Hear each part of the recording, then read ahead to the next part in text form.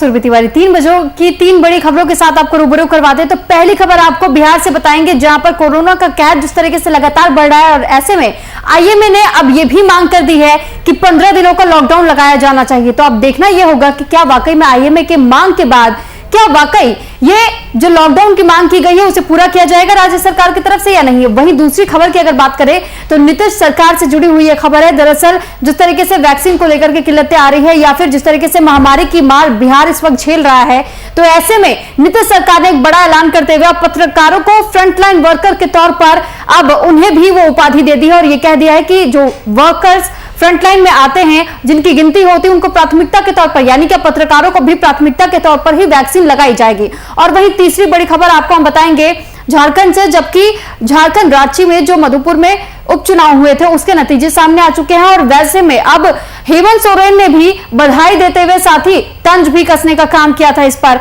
और इस पर काफी सियासत भी छिड़ी थी। तो ये तीनों ही खबर आपको विस्तार के साथ बताएंगे, लेकिन इससे पहले एक नजर सुर्खियों पर।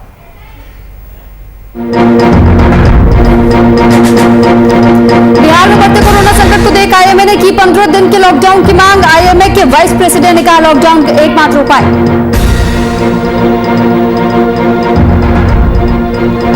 बिहार में बढ़ते कोरोना प्रकोप को देख सीएम नीतीश का बड़ा फैसला। बिहार में फ्रंटलाइन वर्कर की श्रेणी में आएंगे सभी पत्रकार, प्राथमिकता के साथ किया जाएगा वैक्सीनेशन। मधुपुर उपचुनाव में जेएमएम ने लहराया परचम, सीएम हेमंत सोरेन ने जताई बधाई, मधुपुर की जनता ने किया धन्यवाद।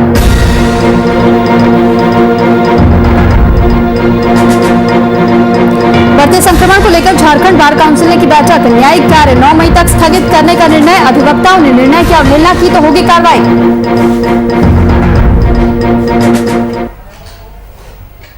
और अब खबरों में आगे बढ़ेंगे और बात करेंगे बिहार से जुड़ी हुई ये खबर है, जहां पर कोरोना का कहर लगातार बढ़ता जा रहा है, जिसको देखते हुए आईएमए बिहार से जुड़े डॉक्टरों ने प्रदेश में 15 दिन के लॉकडाउन की मांग की है। डॉक्टरों के संगठन का कहना है कि अगर लॉकडाउन नहीं हुआ तो कोरोना की बढ़ती रफ्तार काफी भयावह होगी, जिसे रोका नहीं जा सकेगा। डॉक्टरों ने तत्काल 15 दिनों के लिए लॉकडाउन करने की मांग सरकार के सामने रखी है। राष्ट्रीय अध्यक्ष डॉक्टर सहजानंद प्रसाद ने तो 15 दिन पहले ही देश में पूर्ण बंदी की मांग की थी, लेकिन इस पर ध्यान नहीं दिया गया और आज हालात सबके सामने हैं। आईएमए बिहार के senior vice president doctor Ajay Kumar ने अब फिर से सरकार से 15 दिन लॉकडाउन की मांग की है। उनका कहना है कि कोरोना को हराना है तो बिहार में पूर्ण लॉकडाउन करना होगा। ऐसा करने से ही लोगों को कोरोना से राहत मिल पाएगी।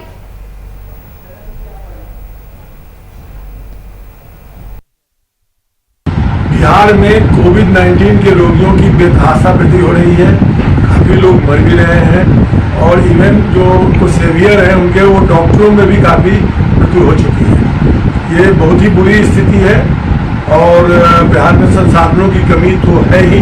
सरकार काफ़ी प्रयास कर रही है कि सभी तक संसाधन पहुँचे, लोगों की मृत्यु न हो, लेकिन इसी क्रम में आईएमए बिहार ने महसूस किया है कि कुछ दिनों का यानी 2 सप्ताह से लेकर के 3 सप्ताह के बीच का एक लॉकडाउन तत्काल इस संक्रमण के कड़ी को तोड़ने के लिए जरूरी है। हमारे राष्ट्रीय अध्यक्ष निर्वाचित ने कुछ दिन पहले ही इसकी मांग की थी और आईएमए की तरफ से हम लोग इसकी मांग करते हैं कि जल्द से जल्द इस संबंध में कोई सरकार फैसला ले। बिहार के जितने भी तकनीकी लोग हैं मेडिकल के क्षेत्र के, चाहे वो आईजीआईएमएस के डायरेक्टर हों, चाहे वो एम्स के डायरेक्टर हों, चाहे पटना मेडिकल कॉलेज के प्रिंसिपल हों, सुपरिटेंडेंट हों या फिर नालंदा मेडिकल कॉलेज के सुपरिटेंडेंट हों, जो दिन रात कोविड क्षेत्र में काम कर रहे हैं, रोगियों की स्थिति देख रहे हैं, चाहे वो प्राइवेट सेक्टर के अस्पतालों के डॉक्टर हों, चाहे वो प्राइवेट सेक्टर के मेडिकल कॉलेजों के पदाधिकारी हों, सारे के सारे लोग चाहते हैं कि कुछ दिनों का लॉकडाउन जो तोड़ सकता है इस कड़ी को। मैंने बात की भाजपा के मेडिकल सेल के कुछ पदाधिकारियों से, कन्वीनर डॉक्टर साधना सिंह का भी मत था कि एक छोटे अवधि के लिए लॉकडाउन जरूरी है और मैं जनता दल यू के मेडिकल सेल से बात किया। वो लोग सरकार की कार्रवाइयों से सहमत हैं, लेकिन उनका भी कहना है कि लॉकडाउन के फायदे होते हैं और जनता को चाहिए कि स्वयं अपने ऊपर में वो लॉकडाउन को लागू करे, मान कर चले कि लॉकडाउन लागू है। तो मैं आज आपके माध्यम से सरकार से अपील करता हूं कि जनता किस हद तक मानेगी हमें नहीं मालूम, लेकिन हम देख रहे हैं डे टू डे प्रैक्टिस में और कि लोग जो है वो अभी भी अनअवेयर है इस ग्रेव सिचुएशन से, और लॉकडाउन करना एक छोटे पीरियड के लिए 2 सप्ताह के लिए अत्यंत आवश्यक है। और इस पर अधिक जानकारी के साथ कुमार गौतम संवाददाता हमारे साथ लाइव जुड़ चुके हैं पटना से। कुमार गौतम, सबसे पहले आपसे हम यही जानना चाहेंगे कि पटना की जमीनी हकीकत इस वक्त क्या है कोरोना महामारी को लेकर के।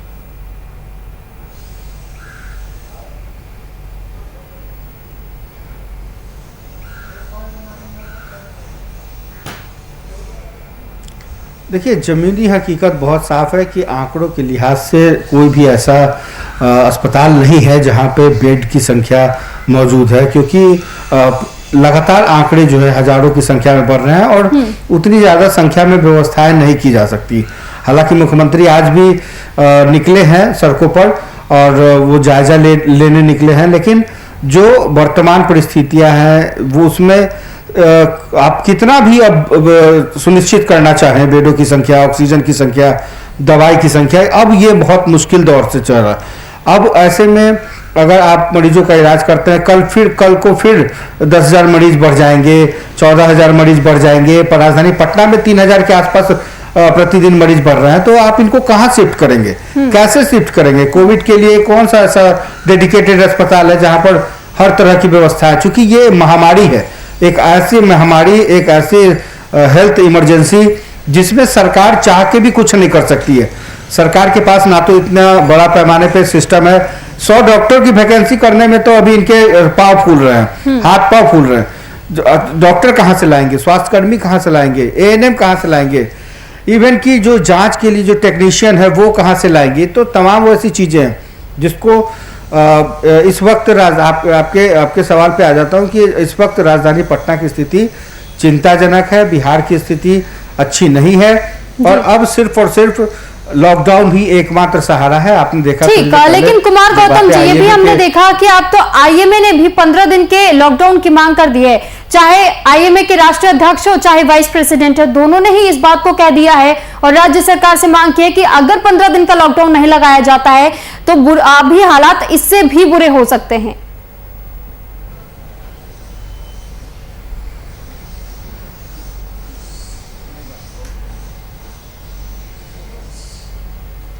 बिल्कुल, और अब मरीजों की तादाद में वो डॉक्टर भी आ रहे हैं ना। सबसे बड़ी बात यह है कि अब वो डॉक्टर, स्वास्थ्यकर्मी भी पॉजिटिव हो रहे हैं, तो ऐसे में आप इनकी संख्या कहाँ से बढ़ा पाएंगे? आपने पिछले 1 साल तक ना तो होमवर्क किया है और ना ही आपने वैसी फैसिलिटी, वैसा डिमांड, वैसा जो धरातल पे होना चाहिए वो नहीं हो पाया।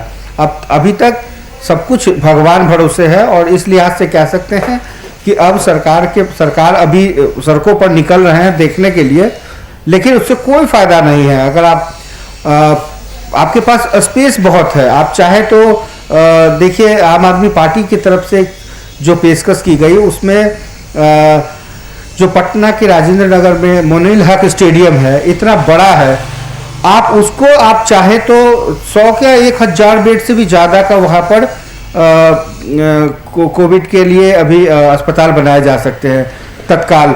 जब आप प्रकाश पर्व में टेंट सिटी का निर्माण कर सकते हैं तो आप कोविड-19 के लिए डेडिकेटेड अस्पताल क्यों नहीं बना सकते? लेकिन वो और इस दौर में फर्क है। उस समय आपने तैयारी की हुई थी और आप देश भर से जो लोग आए थे आपने उसकी व्यवस्थाएं की थी, रहने की, खाने की, पीने की, शौचालय की, तमाम चीज़ों की। लेकिन कोरोना को लेकर के आपने जितनी भी वादे किए 1 साल पहले, जो घोषणाएं की आपने, आपके विभाग ने इम्प्लीमेंट नहीं किया। ना डॉक्टरों की भरपाई कर पाए आप, न स्वास्थ्य कर्मियों की भरपाई कर पाए, और जो उपकरण है, जो संसाधन है, जो इक्विपमेंट है, उसको लेकर के भी आपको दूसरे राज्यों पे निर्भर होना पड़ रहा है। महाराष्ट्र जैसे राज्य का हाल देख लीजिए कितना बुरा है। तो ऐसे में जो बहुत बड़े बड़े शहर हैं वो तबाही के दौर से गुजर रहे हैं।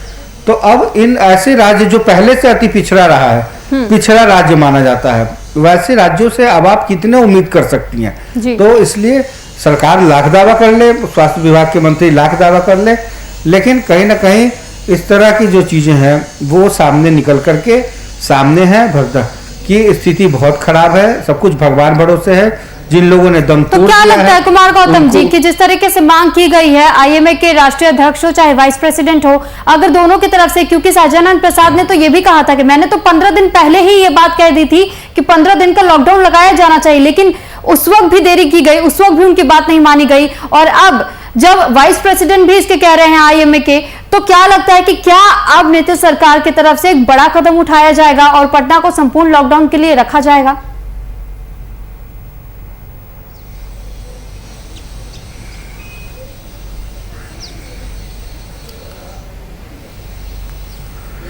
देखिए, ऐसी संभावनाएं हैं। जब आईएमए ये कह रहा है, पिछले 15 दिनों से कह रहा है, बिहार चैम्बर ऑफ कॉमर्स के लोग कह रहे हैं, जो व्यापारी संघ है वो भी कह रहे हैं, तो ऐसे में अब आप कितना इंतजार करना चाहते हैं मुख्यमंत्री नीतीश कुमार, या उनके विशेषाधिकार पर निर्भर करता है। लेकिन क्या राजनीतिक दबाव है, इस पर भी निर्भर करता है। चुनाव का इंतजार खत्म हो गया, परिणाम का इंतजार खत्म हो गया, लोगों को ऐसा लगने लगा था, मैं आम लोगों की बात करता हूं, मैं किसी नेता की बात नहीं करता हूं, आम लोगों की जो बाइट्स हैं, जो रिएक्शन है, उसको उनको भी लगने लगा था कि अगर बंगाल में अगर परिणाम आ जाते हैं या 2 मई को जो भी रिजल्ट आता है उसके बाद ही लॉकडाउन लगेगा, यानी कि अब मुख्यमंत्री, प्रधानमंत्री, देश के जितने भी नेता हैं, चुनाव अभी कहीं है नहीं, तो ऐसे में अब लॉकडाउन लगाया जा सकता है क्योंकि अब कोई चुनाव नहीं है। लेकिन कम से कम बिहार में तो मुख्यमंत्री नीतीश कुमार चाहते तो लॉकडाउन लगाया जा सकता था, क्योंकि अगर आप 15 दिन देर करते हैं तो आप अंदाजा लगाइए कि 15 दिनों में जो संक्रमण फैला है उसको आप नहीं रोक पाए। 15 दिनों के अंदर बहुत होता है, 35 दिनों में 1 लाख मरीज बढ़ गए हैं। 35 दिन में 1 लाख से ऊपर मरीज, नए संक्रमित मरीज हैं, तो आप अंदाजा लगाइए कि समय कितनी तेजी से बदल रहा है। आपके इस निर्णय की वजह से कितनी दिक्कतें होगी, ये बात की चीजें हैं। लेकिन वर्तमान जो परिस्थितियां हैं, उस परिस्थिति में यदि आईएमए की बात आप नहीं मानेंगे, यदि आप बिहार चैम्बर ऑफ कॉमर्स की बातें नहीं मानेंगे, तो आप नहीं संभाल पाएंगे। आप यहाँ के जो हालात हैं वो सड़कों पर नजर आएंगे, लोग कहीं कोई बेड तो छोड़ दीजिए, मतलब हालत इतनी बद से बदतर हो जाएगी कि शमशान में लाशें तक जलाने के लिए 24 घंटे इंतजार करने पड़ेंगे। जिन्होंने अंतिम संस्कार के लिए भी व्यवस्थाएं नहीं की है अस्पताल की, तो बात छोड़ दीजिए। ठीक, लेकिन कुमार गौतम जी, अगर हम ये देख रहे हैं कि लगातार आईएमए के, चाहे वो राष्ट्रीय अध्यक्ष हो चाहे वाइस प्रेसिडेंट हो, दोनों ही मांग कर रहे हैं, टास्क फोर्सेस भी मांग कर रहे हैं, डॉक्टर्स मांग कर रहे हैं, लोग भी कहीं ना कहीं वो भी चाह रहे हैं कि अगर कुछ वक्त तक के लिए सारी चीजों को अगर रोक दिया जाए, लॉकडाउन लगा दिया जाए, तो इससे फायदा हो सकता है। तो आखिर क्या वो वजह बताई जा रही है जिस वजह से नीतीश सरकार ये अहम फैसला नहीं ले पा रहे हैं? क्या चीज उन्हें बांध रही है, क्या चीज है वो जो इस वजह से वो अपने आप को रोके हुए हैं?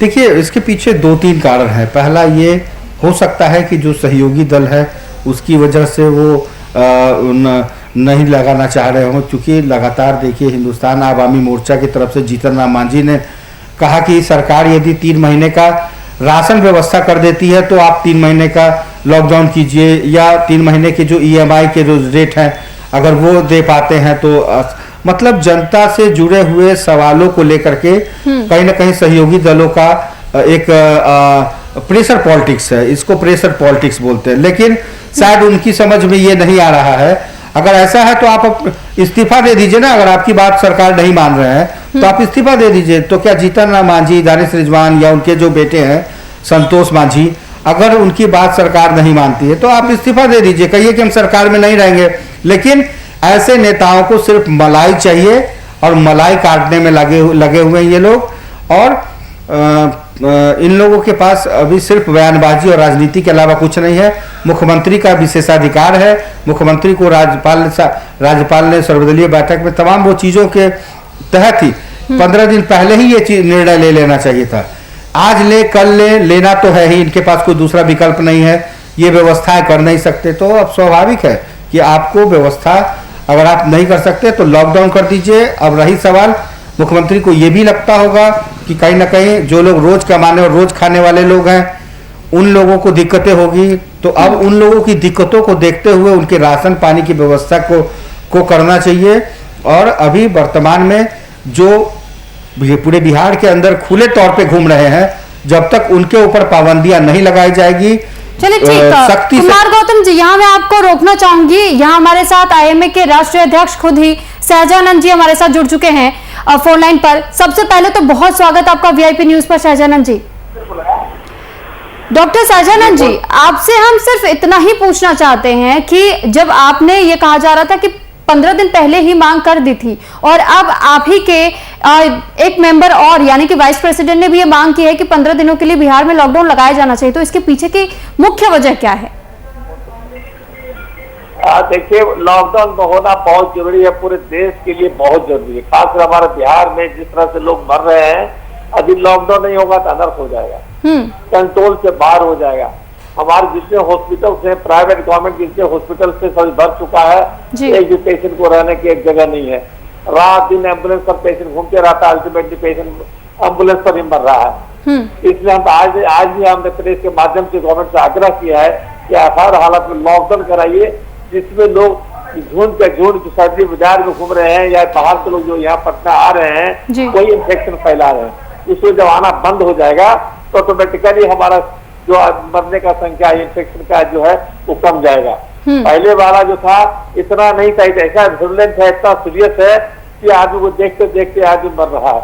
हमारे लगभग आज सब मिलाकर के लगभग 50,000 मर चुके हैं, इतने लोग IAS मर रहे हैं। इसलिए लॉकडाउन भी एक इसका इलाज है। और जो थोड़ा बहुत आदमी को इन्फेक्शन होता है तो घर में क्वारंटाइन होकर बचे, हॉस्पिटल में नहीं जाए, तभी हॉस्पिटल में जाए, जब ऑक्सीजन वो घर जाए तभी जाए।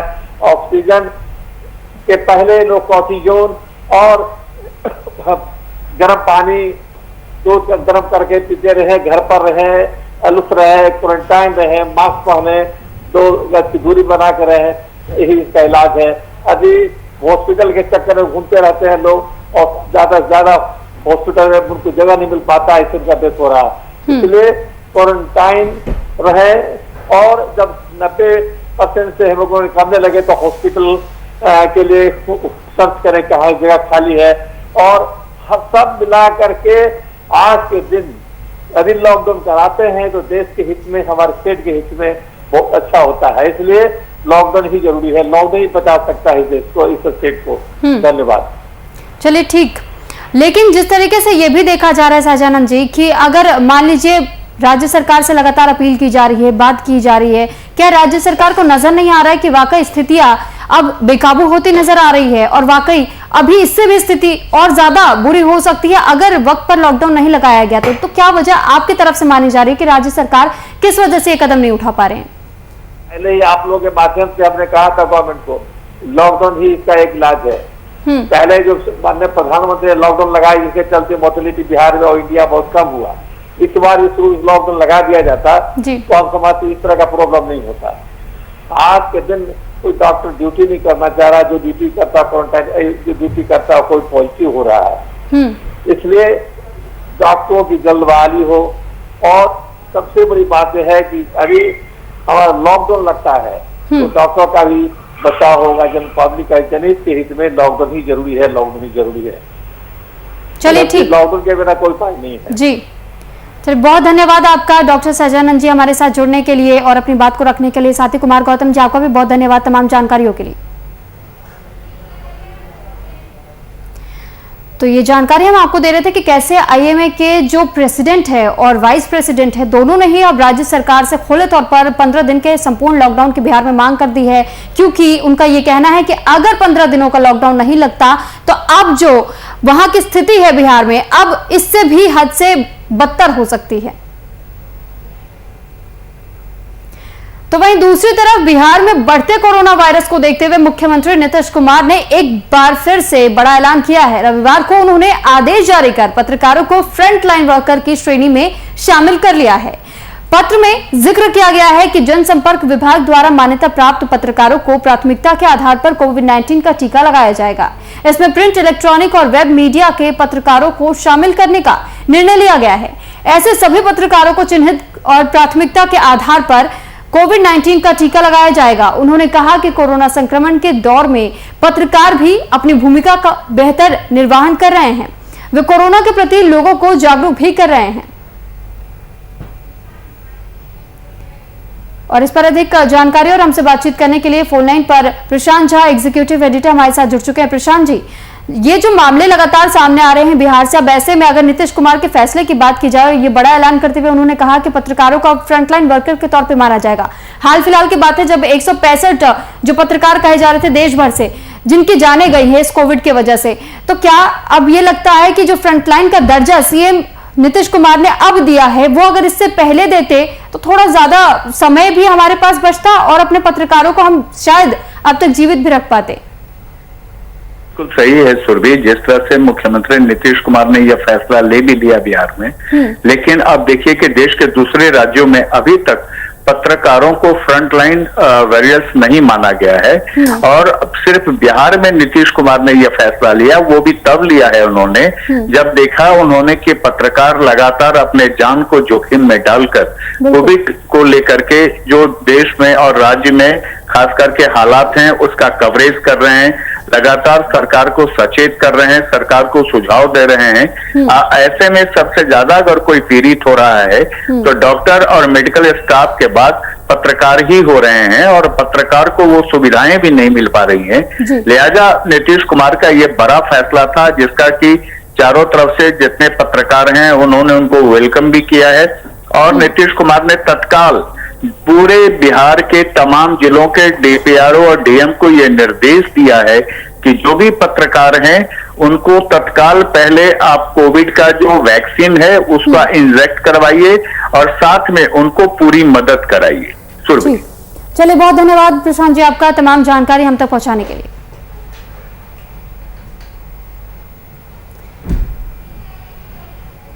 तो सीएम नीतीश का ये बड़ा ऐलान माना जा रहा है, लेकिन ये भी कहना गलत नहीं होगा कि नीतीश सरकार को ये फैसला लेने में थोड़ा विलंब जरूर हुआ है, क्योंकि अगर जो 165 जो अब तक पत्रकार बताए जा रहे हैं जिन्होंने कोरोना संक्रमित होने के बाद अपनी जान गंवा दी, तो शायद उनकी जान भी बचाई जा सकती थी जो भी बिहार के पत्रकार थे। लेकिन अगर अब भी उन्होंने ये कदम उठाया है तो ये भी सराहनीय पहल उनकी तरफ से माना जा रहा है।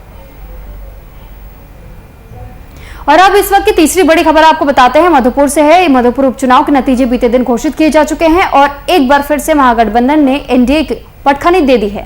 तो जेएमएम प्रत्याशी हाफिजुल हसन ने 5000 से अधिक के वोटों से बीजेपी प्रत्याशी गंगा नारायण सिंह को हरा दिया है। पार्टी की जीत से खुशी में सीएम हेमंत सोरेन ने बीते शाम मीडिया से बातचीत की, जहां उन्होंने मधुपुर की जनता का धन्यवाद किया। साथ ही उन्होंने बंगाल में टीएमसी की जीत के लिए ममता बनर्जी को ढेरों बधाई दी। साथ ही उन्होंने बीजेपी पर मधुपुर उपचुनाव में केंद्र में सत्ता में होने के कारण चुनाव आयोग का दुरुपयोग करने का आरोप भी लगाया है।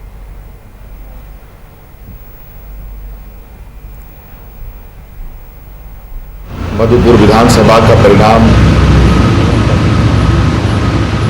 आ ही गया और इसमें यूपीए गठबंधन के साझा प्रत्याशी के रूप में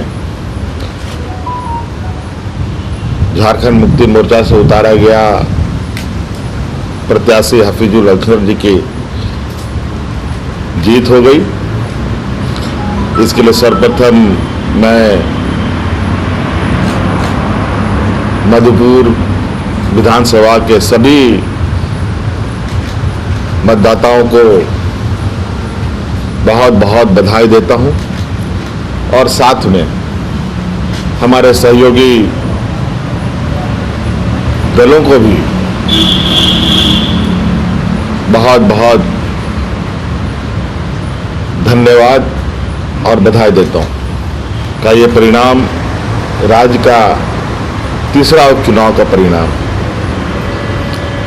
और तीनों उपचुनाव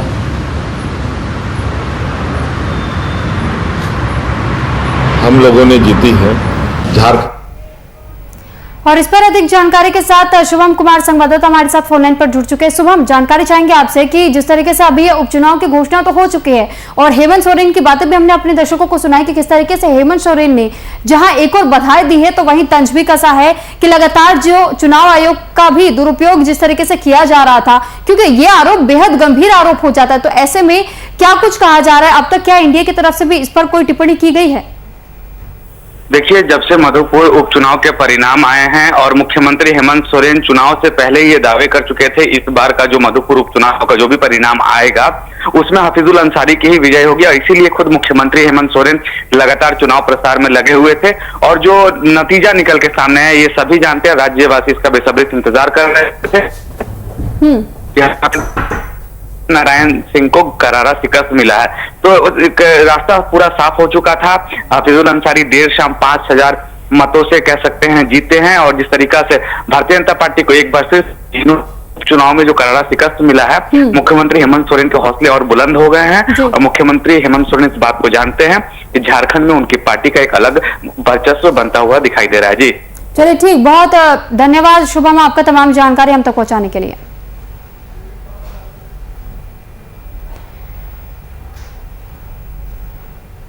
तो ये थी 3 बजे की 3 बड़ी अहम खबरें, जहां पर आईएमए ने 15 दिन के लॉकडाउन की मांग की, तो वहीं दूसरी तरफ जब नीतीश सरकार ने अब ये ऐलान कर दिया कि बिहार में जो पत्रकार अब तक है उन्हें भी अब टीकाकरण किया जाएगा। और वहीं तीसरी खबर जो सबसे बड़ी मानी जा रही थी मधुपुर उपचुनाव को लेकर थी, जब हेमंत सोरेन ने बधाई के साथ साथ तंज भी कसा। तो फिलहाल इस बुलेटिन में इतना ही। अब बने रहिए वीआईपी न्यूज के साथ। नमस्कार।